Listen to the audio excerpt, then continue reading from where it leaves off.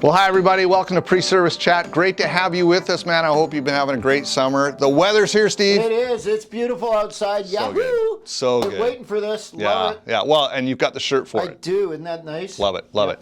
Steve, it's going to be fun today. I want to hear some stories. Okay. You've been here, we've heard, 32 years. 32 years. We're sitting in a room that, if I understand right, when you first came here, they were just starting to build this, and you're trucking around with lumber on my shoulder and Eric on my shoulder and all kinds of things on my shoulder. When I first came here in 1990, we were building this building. And so part of my job when I came here was I was youth pastor and volunteer labor coordinator for this building. Yes, I was sure glad when the doors opened. Yes, I was. So, yes. That's awesome. You've got some funny stories. You and I have had some experiences. You were telling us some stories this week. I'd love to hear some. Let's start off. What's Go up with the funny ones? Let's start with funny. Let's start with funny. Okay, here's a really good one. Years and years ago now, when Chris, my youngest, was just a small guy, and I'd been preaching on Joseph. I'd done this great series on Joseph, and back then we had cassette tapes, and so Chris said to me, he said, "Dad, I want you to get me a set of those cassettes on Joseph so I can listen to them when I go to sleep."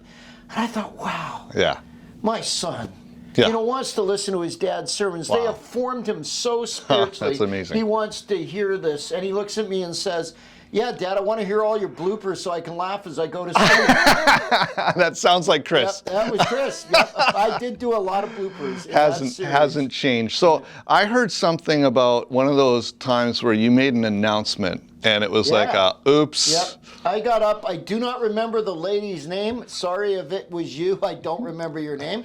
But I got up, and this was early in the service. I got up and I announced that, I'll just call her Mrs. Smith because I don't remember the name. I'll say, "Very sorry to tell you, Mrs. Smith has passed away, and just ask you to pray for her and her family." And I went down to my seat in the front row, and we were singing, and I believe it was Alice McKeechee was the usher, and he comes running up to me with a note and says, "Mrs. Smith is alive. She's here. It was her friend Ethel who died." So I had to get up when I got up and say, "Mrs. Smith is here. She's alive. The resurrection happened." And Ethel died. So, yes. A little embarrassing. A little. Yeah. No. Yeah. So you and I had, when I was doing worship here, you and I would often be here early before the service, and one particular Sunday we were getting ready to do something, and you said, "Hey, we should test it out before the service." Sermon illustration. Yeah. Yeah. So, as you know, here at Sandage, we have the cross on our baptismal tank, and that's on. There's a when the baptism is being used, there's a lid on it. Cross sits on it. And so I can't remember what the sermon was, but I have this brilliant idea that I was going to light something on fire. Yeah. It's a great idea. It was going to be a great sermon illustration. So anyway, what I did is I brought the lid from my portable barbecue at home, and I put it on by the cross on the baptismal tank, and I said to you, "Hey Anderson, we should try this out to make sure it works." So it wouldn't light. It was good. We tried it out because it wouldn't light, and I said, "I know what the answer is: lighter fluid." So I poured a bunch of lighter fluid on to whatever we were trying to burn in the lid of this barbecue. What I didn't realize was the lid of the barbecue had holes in it. So liquid and holes. Yeah, it runs through the holes. So I threw a match in there and it lit. It did, but unfortunately it also lit the fluid that had gone through the holes and was going right for the cross. So we almost lit the cross on fire, and I thought, as I'm standing there, I'm thinking, "Oh, we need to put this out." So I walk over to the wall and get the fire extinguisher. I turn around, and you, for some unknown reason that we still can't understand, had picked the lid up and were holding this burning lid. Trying to protect the cross. I let it go. Yes, you did. I let the fire extinguisher go, and all the stuff, including all the fire extinguisher goo, came all over you, and you were covered like Frosty the Snowman with fire extinguisher goo. Yeah. Yes. Did the cross get lit on fire? No, we saved the day. You think you did? Well, I think I did. You did get pretty covered with fire extinguisher goo. Yeah, that was crazy. That was crazy. But all right, another funny story. Tell us another one. I'll tell you one from Mexico. Sylvia and I were down at Vicente Guerrero, and we were down, and a couple of months later, the march team was coming down. We were leading the march team, and they were going to come down, and they were going to build a home. Yep. And so Allison Card was alive at this point, and Allison was a very special part of our lives. And Allison said, "Do you want to go meet the family you're going to build the home for?"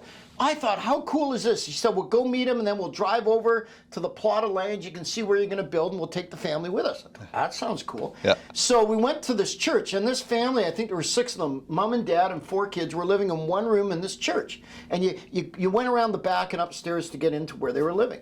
So we went in, and we said hi to the family, and so we're standing around the front of the church by the car, and mom and dad were there, and the mom takes off. And we were getting ready to go to see the land that had been bought. And so I looked at the dad and I said, trying to be, proper, I said, "Is Mamacita coming with us?" Okay. And the guy's eyes got huge. And I looked at Allison and I said, "What did I just say?" And Allison is killing herself laughing. She says, "You just called his wife a hot mama." And this guy is looking at me like the pastor just called my wife a hot mama. Good. Yeah. That's why I gave up ever learning Spanish. Well, probably a good idea. Yeah. 32 years, lots of crazy stories. Lots of crazy. No doubt we could go on about for it. hours about crazy. We could, yeah. And, I know we're going to hear some more stories, before the end of your time here at Saanich, but is there 1 or 2 significant things that you'd like to share? Wow, there are so many significant stories. I think what I shared at some point, it might have been when I resigned, I shared the privilege it has been to be part of people's lives. Yeah. That probably is the biggest story for me. Yeah. The fact that I've been able to see people follow Jesus, walk with Jesus, and to celebrate with them and help them as they take the next steps. Yeah. The facts that families have invited me in during the most intimate moments of their lives, when they're around the bed of someone who's just passed away or is just about to pass away, and they've let me in to be with them in that moment and then proceed with them through the grieving and the funerals. Dedications, baptisms, I found, going to show it in September. Oh, nice. Someone gave me this baptismal clip. It's a collage of baptisms, or whatever they call that. Sure. Of baptisms that were done about 17 years ago, and you're in it. You had hair back then. I'm in it. Darren Phillips is in it. There's a whole bunch of people baptizing people. You're baptizing Ashley. I'm baptizing my kids. Man, that just was a trip down memory lanes. And those moments, the dedications, the baptisms, the weddings, the funerals, and just journeying with people, that is the biggest blessing. There's been all kinds of big things, MSQ, the Dream Centers and all that, but when you get right down to it, it's all about journey and relationships. Oh, that's awesome. Well, we're looking forward to hearing more of these stories. We're certainly looking forward to celebrating on the 25th of September. Thanks for sharing some of this stuff. Look forward to hearing more. Like, can I come back in September? Let's do this. Let's do this again in September. I can invite myself back in September. I'm still around. You can definitely do will. that. Yeah, we'll let's have you make back. That happen. Okay. All right. Thanks, Steve. Yeah, I love your legs. Have a great day, everybody.